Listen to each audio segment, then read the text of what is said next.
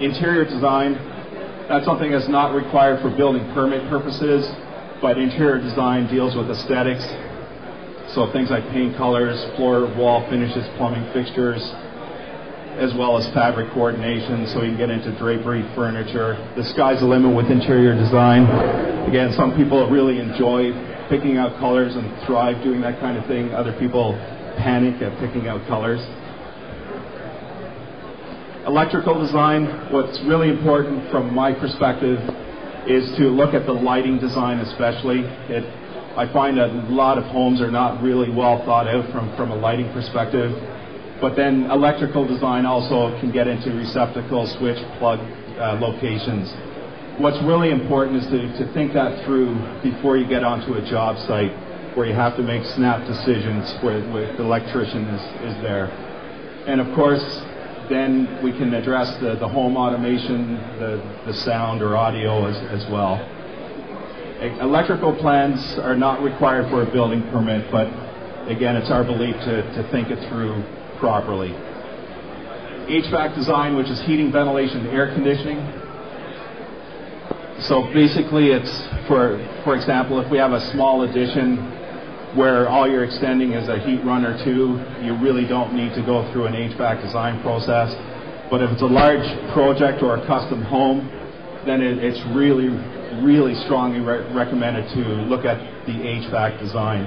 Everything now is integrated, so your heating system, your air quality controller, your HRVs, everything now is holistically integrated into the home, and all the elements should be working together, which means they should be designed to work together. On a little bit of a side note, for high efficiency heating, for the most part we're now putting in high efficiency furnaces or boilers. Yet the next level to that is a modulating boiler with outdoor resets. So when it's mild out, the furnace or boiler doesn't come on full blast, whereas traditional furnaces, if there's a heating demand, no matter what the temperature is outside, boom, the furnace comes on. So even if it's high efficiency, we're now getting better efficiencies out of furnaces, boilers. Alternate energy, this is now a huge part of our design discussions. There's a lot of options out there now, so if it's geothermal, solar, wind technologies. Geothermal, there's two basic types of geothermal. One's open loop and the other one's closed loop. Open loop, something's called pump and dump, but it's two well systems, so you're extracting the heat out of the water and then dumping it back into a secondary well. And in cooling mode, that's in cooling mode, and then heating, you're extracting the heat out of the water. The closed loop systems could either be horizontal or vertical boreholes. It's basically a liquid that's pumped through tubing, and again you're extracting heat from the ground and then dumping heat back into the ground. The DX or refrigerant or gas-based system it's either going to be a horizontal or vertical loop typically. Solar, there's two types of solar. There's solar thermal, which is a liquid-based solar, so pool heating is a typical one. So solar thermal basically supplements typically your domestic hot water, sometimes your heating as well. Solar voltaic is basically converting sun energy into electricity, so storing the electricity in batteries, or now you can also have the opportunity to have the electricity or the extra energy go back into the grid. Wind energy is similar to solar photovoltaic. Basically, it's turbines converting energy into electricity, storing it into batteries, or converting it back or getting it back into the grid. Radiant heat is actually a really excellent complement to the geothermal, solar, and wind systems.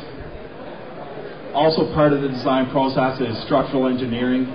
As designers, we use Part 9 of the building code is sort of our Bible. And there's structure that's clearly defined in the building code.